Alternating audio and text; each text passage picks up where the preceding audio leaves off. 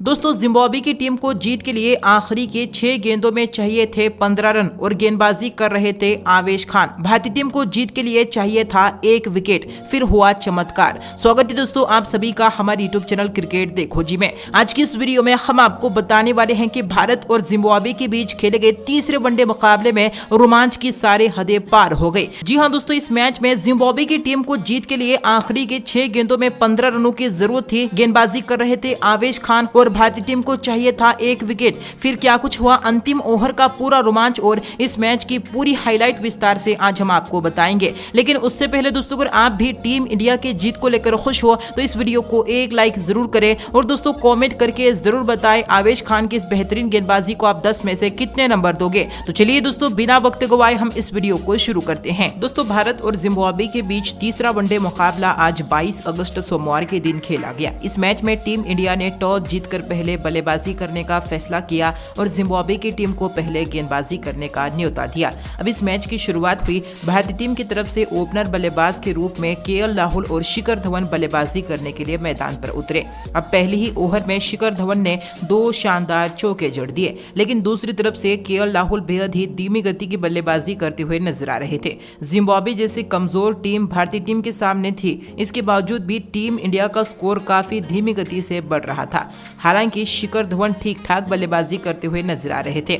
9वें over में शिखर धवन ने एक बार फिर से शानदार बल्लेबाजी की और एक करारा चौका जड़ दिया। 10 ओवर के पावर प्ले में टीम इंडिया बिना कोई विकेट गंवाए 41 रन बना पाई थी। जहां दोस्तों अब लंबे इंतजार के बाद 11वें ओवर में केएल राहुल ने इनिंग्स का पहला चौका लगाया। वहीं दोस्तों इसके कुछ ही देर के बाद केएल राहुल और शिखर धवन दोनों ही खिलाड़ियों के बीच अर्धशतकीय साझेदारी पूरी हो चुकी थी। जहां 15वें ओवर में केएल राहुल ने एक बार फिर से आक्रामक बल्लेबाजी करते हुए एक गगनचुंबी छक्का जड़ दिया, लेकिन छक्का लगाने के बाद अगली ही गेंद पर केएल राहुल ब्रैड इविंस के हाथों में अपना विकेट गंवा बैठे और 30 रनों की छोटी सी पारी खेलकर पवेलियन लौट गए। इस विकेट के बाद एक बार फिर से भारतीय टीम के रनों की गति धीमी हो गई थी। मैदान पर शुभमन गिल और शिखर धवन की जोड़ी मौजूद थी। हालांकि दोस्तों 20वें ओवर में शिखर धवन के बल्ले से एक और करारा चौका देखने को मिला, तो वहीं पर शुभमन गिल भी चौके बटोरते हुए नजर आ रहे थे। लेकिन इसके बाद अब इसी ओवर में शिखर धवन ब्रैड इविंस की गेंद पर 40 रन बनाकर अपना विकेट गंवा बैठे और पवेलियन लौट गए। लेकिन शिखर धवन के विकेट के बावजूद भी अब शुभमन गिल लगातार शानदार बल्लेबाजी करते हुए नजर आ रहे थे। जहां 25वें ओवर में शुभमन गिल के बल्ले से 2 चाबुकदार चौके देखने को मिले, तो वहीं पर 27वें ओवर में ईशान किशन ने भी एक शानदार चौका जड़ दिया। अब एक बार फिर से ईशान किशन ने बेहतरीन बल्लेबाजी करते हुए 32वें ओवर में 2 लाजवाब करारे चौके जड़ दिए। इसके साथ शुभमन गिल और ईशान किशन के बीच अर्धशतकीय साझेदारी पूरी हो चुकी थी। इसके कुछ ही देर बाद शुभमन गिल ने भी 1 रन लेकर अपना अर्धशतक पूरा कर लिया। अर्धशतक पूरा करने के बाद अब शुभमन गिल एक के बाद एक लगातार चौके जड़ते हुए नजर आ रहे थे। दूसरी तरफ से ईशान किशन भी इनका भरपूर साथ दे रहे थे। 38वें ओवर में शुभमन गिल और ईशान किशन के बीच शतकीय साझेदारी पूरी हो चुकी थी। वहीं दोस्तों 41वें ओवर में शुभमन गिल ने एक विस्फोटक चौका जड़ा, तो वहीं पर इसके बाद अगले ही ओवर में ईशान किशन ने 1 रन लेकर अपना अर्धशतक पूरा कर लिया। लेकिन इसके बाद 43वें ओवर में भारतीय टीम को 2 बड़े झटके लगे। जहां इस ओवर की पहली ही गेंद पर ईशान किशन 50 रन बनाकर रनआउट का शिकार हो गए और पवेलियन लौट गए। तो वहीं पर इसी ओवर की आखिरी गेंद पर ब्रैड इविंस ने नए बल्लेबाज दीपक हुडा को भी क्लीन बोल्ड कर दिया और दीपक हुडा भी 1 रन बनाकर पवेलियन लौट गए। लेकिन 2 विकेट गिरने के बावजूद भी अगले ही ओवर में शुभमन गिल ने 1 रन लेकर अपने शतक को अंजाम दे दिया, शानदार शतक पूरा कर लिया। 45वें ओवर में शुभमन गिल के बल्ले से एक गगनचुंबी छक्का देखने को मिला। इसके बाद 40वें ओवर में संजू सैमसन ने आक्रामक बल्लेबाजी करते हुए एक के बाद एक 2 तूफानी छक्के जड़ दिए। लेकिन 2 छक्के लगाने के बाद संजू सैमसन भी अगली ही गेंद पर 15 रन बनाकर पवेलियन लौट गए। एक तरफ शुभमन गिल शानदार बल्लेबाजी करते हुए नजर आ रहे थे, अक्षर पटेल भी दूसरी तरफ मात्र 1 रन बनाकर आउट हो गए। अब इनिंग्स के आखिरी और 50वें ओवर में शुभमन गिल भी 130 रनों की लाजवाब पारी खेलकर पवेलियन लौट गए। जहां टीम इंडिया ने 50 ओवर में 8 विकेट के नुकसान पर 289 रन बनाए। जहां भारतीय टीम ने जिम्बाब्वे के सामने जीत के लिए 290 रनों का लक्ष्य रखा। अब दोस्तों जिम्बाब्वे की तरफ से ओपनर बल्लेबाज के रूप में इनोसेंट किया और कैटनो बल्लेबाजी करने के लिए मैदान पर उतरे। लेकिन इनिंग्स के तीसरे ही ओवर में दीपक चहर की गेंद पर इनोसेंट किया एलबीडब्ल्यू आउट होकर पवेलियन लौट गए और मात्र 6 रन बनाकर आउट हुए। हालांकि विकेट के बावजूद भी अब सीन विलियमसन और कैटनो दोनों ही खिलाड़ी शानदार बल्लेबाजी करते हुए नजर आ रहे थे। 5वें ओवर में विलियम्स ने 2 करारे चौके जड़ दिए, तो वहीं पर इसके बाद अगली ही ओवर में काइटनो ने एक गगनचुंबी छक्का जड़ दिया, लेकिन इसके बाद छक्के लगाने के बाद काइटनो रिटायर्ड हर्ट होकर पवेलियन लौट गए, जहां 10 ओवर के पावर प्ले में जिम्बाब्वे की टीम 1 विकेट के नुकसान पर 49 रन बना चुकी थी। इसके बाद अब जिम्बाब्वे के रनों की गति धीमी हो गई थी, लेकिन 14वें ओवर में विलियम्स ने एक और शानदार चौका बटोरा। वहीं पर 15वें ओवर में नए बल्लेबाज मियोंगा ने भी 2 बेहतरीन चौके जड़ दिए, लेकिन अब अक्षर पटेल ने 17वें ओवर में शानदार गेंदबाजी करते हुए विलियम्स को 45 रन के व्यक्तिगत स्कोर पर आउट करके पवेलियन भेज दिया। इसके बाद अगले ही ओवर में टोनी मियोंगा भी 15 रन बनाकर पवेलियन लौट गए। 20 ओवर में जिम्बाब्वे की टीम 3 विकेट के नुकसान पर 93 रन बना चुकी थी। हालांकि अब सिकंदर रजा और रेजिस चाकबुआ की मौजूदगी में जिम्बाब्वे की टीम 100 रनों के पार पहुंच चुकी थी। इसके बाद इन दोनों ही खिलाड़ियों ने एक शानदार चौके बटोरे।